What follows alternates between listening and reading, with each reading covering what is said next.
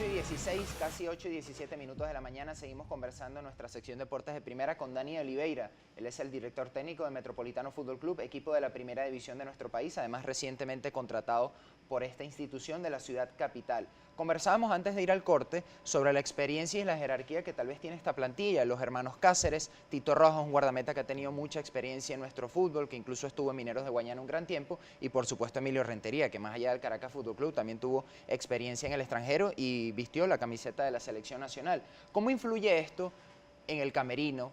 ¿Qué has podido conversar con ellos y qué rol esperas de ellos? Tal vez no tanto dentro del terreno de juego, sino fuera de él.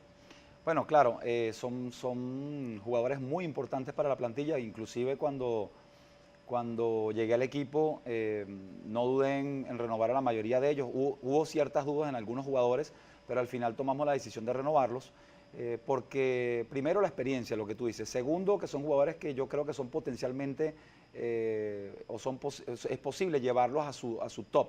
Dependiendo del trabajo que hagamos. Y creo que lo estamos haciendo, tanto así que ya Emilio se inauguró en los partidos amistosos con un gol como nos tiene acostumbrados, ¿no? El caso de Félix, bueno, ya lo conozco hace mucho tiempo del Petare. Tenemos el caso de Renier Rodríguez, que es un jugador interesantísimo, jugador con una calidad enorme.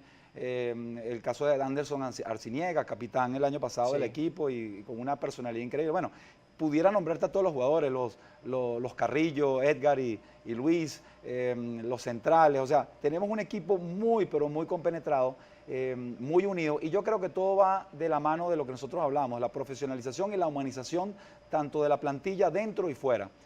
Tanto así que nosotros ayer estuvimos presentes en el JM Los Ríos haciendo un apoyo de todo corazón a la gente de Operativo Esperanza, y creo que esto es importante, que el jugador entienda que no es solo el fútbol lo que lo llena, es también las cosas que lo rodean, y creo que jugadores como Rentería, como tú nombras, Cáceres, todo este tipo de jugadores nos van a ayudar muchísimo en todo esto. Tito, nos van a ayudar muchísimo. Ahora, pasando un poco más a lo táctico, a lo futbolístico, Dani, ¿cuál va a ser el sello de estos Metropolitanos? ¿Qué va a definir a tu equipo dentro del terreno de juego? Bueno, el sello es que un equipo muy equilibrado tanto en defensa y ataque. Nosotros intentamos que el jugador esté muy claro en los 4 momentos del partido, con lo que son las 2 transiciones y lo que es el ataque y la defensa. Minimizar los errores lo máximo posible, que es importante, y que ellos entiendan que en cada zona existen funcionamientos importantes sin robotizarlos. Que la toma de decisión sea fundamental a la hora de jugar, que se diviertan en la cancha, que es lo fundamental, porque el jugador normalmente esa ansiedad que tiene hay que quitársela, y cómo se quita, con trabajo y con motivación. Y yo creo que eso es lo que estamos buscando, que el jugador entienda que tiene que tener personalidad para poder hacer su funcionamiento dentro de la cancha. Ese es el sello de nosotros, es buen juego de fútbol, y lógicamente dentro de ese buen juego de fútbol no significa solo jugar por debajo, sino también vamos a tener variantes importantes dependiendo en los terrenos donde nosotros nos vayamos a jugar, sea visitante o de casa. Y justamente a ese tema iba, porque por mucho que se pulan los aspectos tácticos de un equipo, o por muy virtuosos técnicamente hablando que sean los jugadores, a veces el terreno de juego no ayuda, y más lamentablemente en nuestro fútbol, como es el caso del Estadio Brígido Iriarte, por ejemplo, aquí en la ciudad capital, un estadio en el que ustedes hicieron vida la temporada pasada, según tengo entendido, tienen pensado cambiar de sede, aunque todavía eso no está definido. Pero ¿cómo eso afecta al momento de la preparación táctica? Y si quería preguntarte si entonces se ven obligados a, por ejemplo, trabajar mucho más la pelota parada, o a tratar de desestimar algunas jugadas e irse por las bandas para intentar lanzar centros o balones en largo. Sí, efectivamente, creo que yo diría un punto fundamental e importante de analizar. Si bien sabemos muy bien el terreno del Brígido Iriarte no está en buenas condiciones, hago el llamado, y aprovecho algo el llamado al gobierno nacional, que es el que tiene Sí, claro. para que recupere ese campo de ser posible. Pero sí hay planes nosotros de poder cambiar a futuro. Todavía no está confirmado, pero hay planes para cambiar, porque uno de los aspectos que estamos buscando es eso, el juego rápido por debajo, y eso no lo permiten muchos terrenos como el Brígido Iriarte. Pero así y todo hay que tener variantes, y esas variantes se trabajan durante los entrenamientos, y el jugador va a tener la posibilidad de tener esa toma de decisión para decidir cuándo tiene que variar su juego y cuándo no. Y es lo más importante, jugar un poquito más vertical a veces, pero esa verticalidad, jugar con lógica, con inteligencia, porque no es lanzar el balón por lanzar, es jugar con inteligencia, saber qué es lo que se hace de una zona a otra zona. Y eso es lo más importante que estamos tratando de trabajar con nuestros jugadores, dándole esa gama de variantes dentro de lo que es el esquema de juego. Y aprovecho y me uno a tu llamado porque este recinto deportivo depende directamente del Instituto Nacional del Deporte, así que por favor para que estén atentos allí porque es lamentable que uno de los pocos estadios habilitados que tenemos en la ciudad capital esté en las condiciones que tú mencionas. Dani, cambiando de tema, te has preparado muchísimo como entrenador, como dirigente del fútbol, no solo en nuestro país, sino también en el extranjero, en Europa, en Estados Unidos. ¿Cómo calibras o cómo diagnosticas tú el fútbol venezolano en líneas generales? ¿Cuál es su principal fortaleza y su principal debilidad? Mira, yo creo que hay algo que hay que analizar y yo lo conversaba con el profesor César Farías en Serbia cuando nos coincidimos durante el Congreso de la UEFA. Venezuela, sin tener la misma organización, sin tener la misma estructura, el mismo presupuesto como selecciones o como clubes, tuvo la oportunidad de llegar a una final de una sub-20. Eso habla muy bien de lo que nosotros tenemos en Venezuela. Efectivamente, hay un crecimiento enorme en la parte gerencial de muchos de los clubes.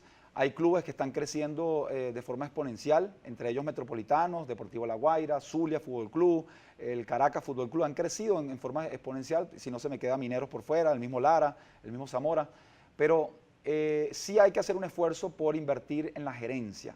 Fíjate lo que nosotros tenemos. Nosotros inclusive aquí me acompañan hoy la gente de comunicaciones, del staff de comunicaciones, o sea, la importancia que se le da a los diferentes departamentos dentro de un club.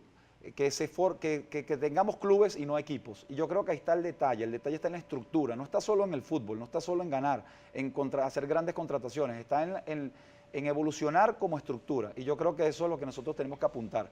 Ha crecido el fútbol con la llegada de los nuevos socios, los nuevos dueños de equipo. Creo que va creciendo poco a poco. A veces la gente lo ve como de forma salvaje, pero yo creo que los clubes están conscientes de que para poder crecer hay que crecer en lo gerencial. Y eso está pasando en Venezuela.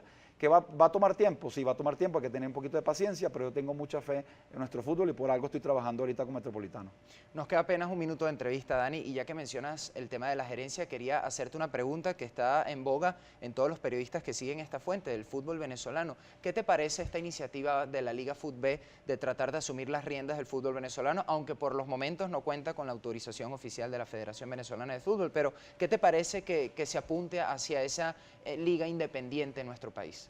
Bueno, por la experiencia que yo tuve como jugador de la Major League Soccer, creo que es fundamental. Ellos son los dolientes de este espectáculo como lo es el fútbol.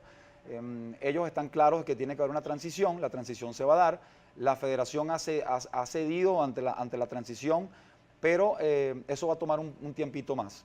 En lo particular creo que estoy de acuerdo con eso, o sea, estoy de acuerdo, creo que los mismos dolientes tienen que tomar parte de esto, siempre y cuando sea canalizado y sea bien estructurado, ¿no? Que eso es importante. Pero yo creo que eso va a pasar y si pasa va a ser un gran paso para el fútbol nacional.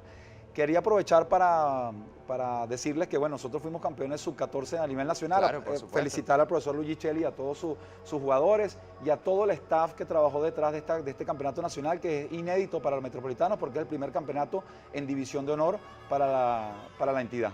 Bueno, Dani, que sigan los éxitos con Metropolitanos para el año 2018. Gracias por tu tiempo el día de hoy y seguramente estaremos conversando a lo largo del camino para evaluar entonces cómo lo está haciendo el equipo en el fútbol venezolano. Bueno, muchísimas gracias, Anthony. Nuevamente agradecido y es un honor estar contigo nuevamente en este programa.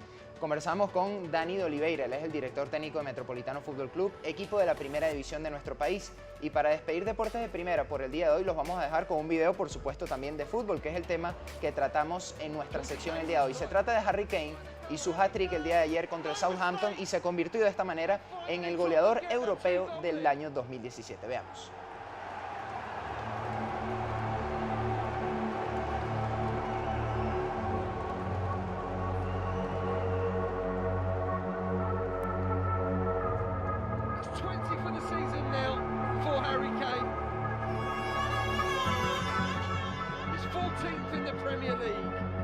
And he's made it. Burnley 0, Tottenham Hotspur 2.